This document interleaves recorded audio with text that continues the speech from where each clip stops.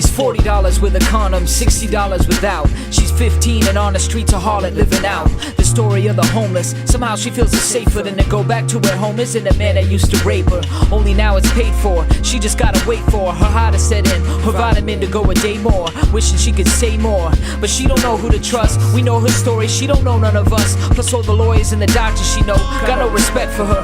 Why would they stop her when they paying to have sex with her? And every day she's left with a bruise to remind her she's lost in a world where ain't nobody trying to find her. It's the effect of the brainwash to reject and blame for the pain she injects keeps infecting the same sore. Around this time is when I came through the door, hoping we would be the same as before, but I was dead wrong. I knocked and saw the lock was gone, and when I peeked through it, my heart broke. I stood frozen in its leak fluid, waiting to thaw out, contemplating who to call out, cause she's lying on the floor lifeless. And ain't no time to think twice, cause the nature of time is to leave you out of breath while you stuck waiting for sirens. And luck is hard to find when you were blocked from the hospital, and everyone you asking for help reacts hostile. She's hardly breathing, her arteries are bleeding. I hate to break your party, but somebody find a reason. Shut up and grab her feet, please, I'm asking for help. The blood escaping her rhymes described exactly how I felt. This is a story of a girl that never knew her mother. Before she goes, I hope she knows that someone truly loves her, and it's that love that got me staring at her heartbeat. The last man to hold her hand before her heart sleeps.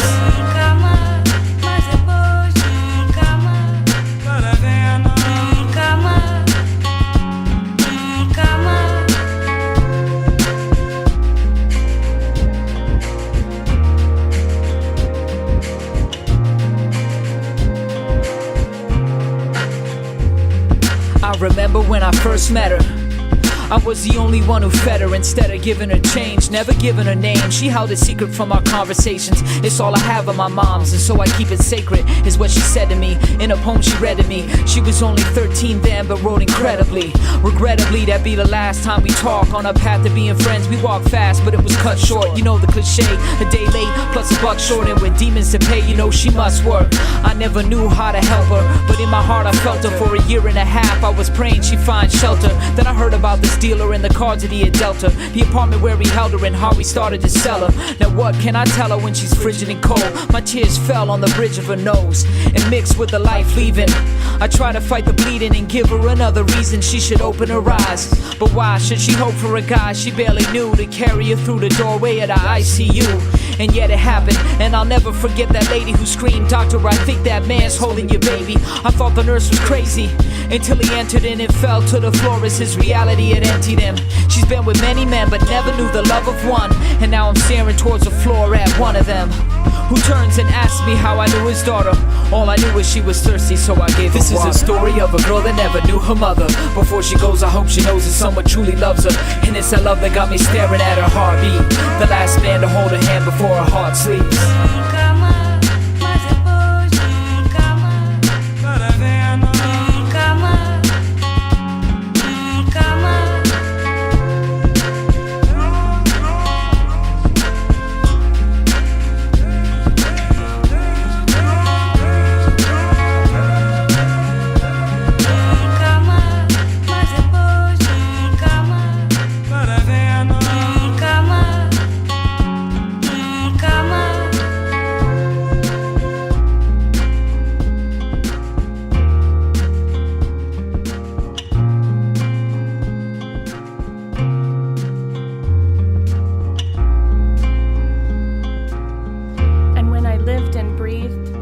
Moments of nothing and everything, I wanted to know there was something more than this, something so much more than this.